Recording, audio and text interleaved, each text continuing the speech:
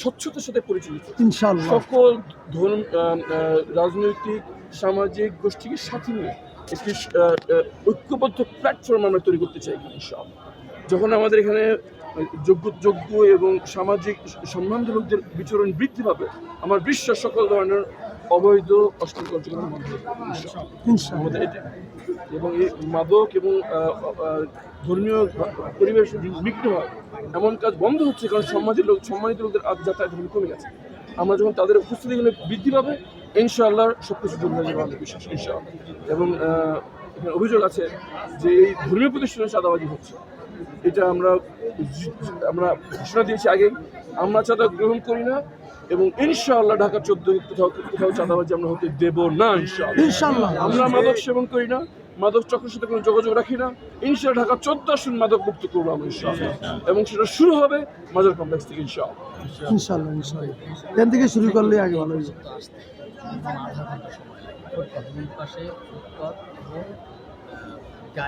Tempo লেগুনা এটা আসলে কিন্তু শুধু ঈদের বেলায় যে এটা সব সময় একই অবস্থা। এই ব্যাপারে আসলে আপনি স্থানীয় যে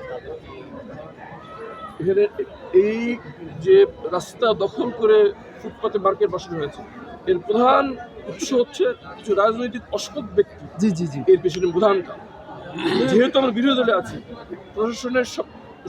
প্রশাসন এবং কিছু অসৎ রাজনৈতিক শক্তির পেছনে সক্রিয়, কিন্তু ব্যবসায়িক যারা নেতৃবৃন্দ, এখানে সাধারণ জনতা সবাই চায় এটা বন্ধ হোক, অবাধে যান চলাচল করে। আমরা অবশ্যই খুব শীঘ্রই একটি আইন শৃঙ্খলা বিষয়ক নাগরিক কমিটি গঠন করতে চাচ্ছি। সেখানে সকল সর্বদলীয় ব্যবসায়িক প্রতিনিধি, শ্রমিক প্রতিনিধি, ছাত্র প্রতিনিধি, আলেম প্রতিনিধি, শিক্ষক প্রতিনিধিকে নিয়ে সার্বজনিক সামাজিক আন্দোলন গড়ে তুলব, যে ক্ষমতা থাকুক এই ধরনের অবৈধ ফুটপাত দখল, রাস্তা দখল হতে পারে না। কিন্তু এটা সামাজিক আন্দোলনের মাধ্যমে করব। আমরা এখানে যারা ব্যবসা করছেন, ক্ষুদ্র ব্যবসায়ী, তাদেরও পুনর্বাসনের একটা বিষয় আছে, কিন্তু এই রাস্তা উন্মুক্ত হবে ইনশাআল্লাহ। ধন্যবাদ সবাই, ধন্যবাদ। একটু আপনারা